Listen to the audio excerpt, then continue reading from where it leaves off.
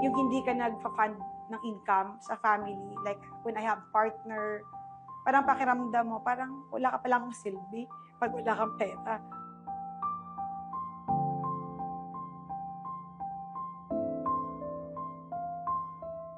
My name is Emily Acohedo, former hotel sales manager, and this is my JC story. I came from a broken family. Laking probinsya ako sa Cebu. Pinapaaral ako ng lola ko, isang yaya. Hindi naman kaya ng isang yaya para masustain yung pang-college. So, I went to a lot of jobs, and then nakapag-ipon ako para pang-college. I choose the course na pwedeng pagtapos ng pag-aaral ko, trabaho na. So, simula ako maging waitress, front desk officer sa iba't ibang hotels. I also went abroad. To make the story short, nagkaroon ako ng partner in life. I got 2 kids.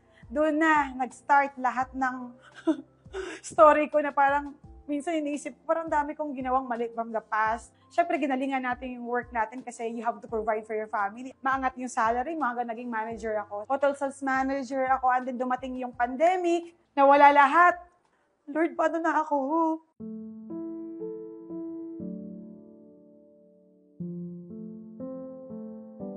Dumating sa point na hindi ko na alam kung may makakain kami the next few days. Kung ako lang kasi okay lang.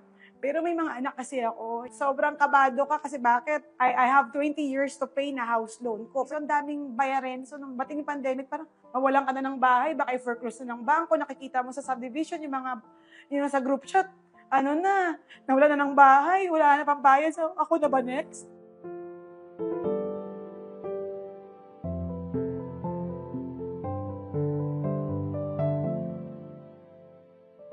So ano ba yung pwedeng negosyo na pwede sa akin? Kasi sa totoo lang, hindi naman ako magaling eh. Para magkaroon ka pala ng sari-sari store, yung parang mini grocery, ako yung namimili. So kailangan ko maglakad, na dala-dala yung mga box na umuulan. Sabi ko sa sarili ko, my gosh, dapat hindi ko pagdadaanan na to dapat nagle-level up na sobrang kapos talaga. Kahit may gusto kang bilhin sa anak mo, pero hindi mo mabibili. Yun yung tumatak sa akin, na challenge sa akin na dapat hindi lang ako ganun.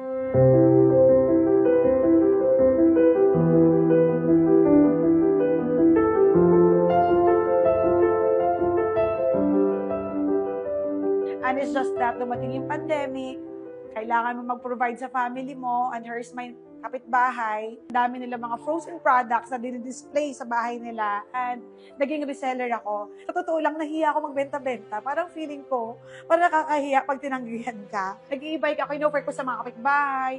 Ang bilis na sold ng product, like ang dami nun, mga siopaw.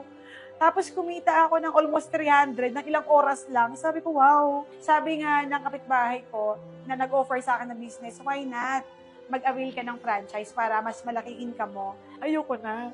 Ang dami ko nang nirest na wala naman lahat. So parang sobrang negative na talaga ako. Sabi niya sa akin, babayaran kita. And you can pay when enable na. Siyempre, take opportunity ako agad. Wala pa akong internet sa bahay nun kasi binawasan ko yung mga expenses. Pumunta ako sa kapitbahay ko para lang maki-internet at makinig sa Zoom. Grabe, may mga trainings. Nagkaroon ako ng excitement na parang, wow, there's something more about this business. Yung tao na yun, binayaran niya yung franchise ko, pay when enable. So, masasabi ko na she's my angel. Kasi kung without her, wala ako dito eh.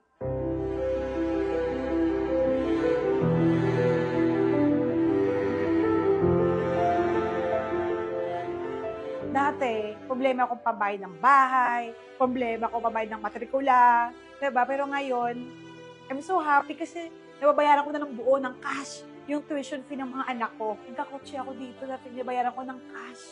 Hindi lang isa dalawa. Yung bahay, sabi ko nga, yung problema ko na 20 years sa bangko, in very short period of time, mababayaran ko na siya anytime. Basta I found a family here. Parang dito yung home ko kasi mayroong support system. Ang dami mong support group dito na talagang magpupush sa'yo na kaya mo yan. So, puro joy and excitement lang talaga na nakikita ko one day, makukuha ko din yung goals ko kasi dami nakakagawa eh. Imposible hindi mo magagawa, di ba?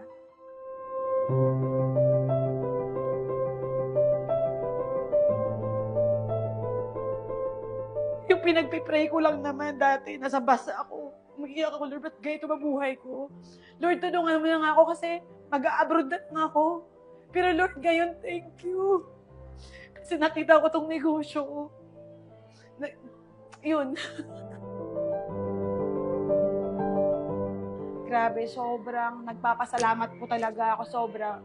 Because of this company, because of our owners, ang daming buhay na natutulungan dito. Ang daming pangarap na nabubuhay talaga, na parang akala mo mamatay ka na lang, talaga mahirap at wala ng pag-asa. But because of them, because of the tuloy-tuloy na innovation, because of their heart, marami pa talagang buhay na mababago. Ang ganda lang kasi na-mold ako to be the best person dito sa negosyo.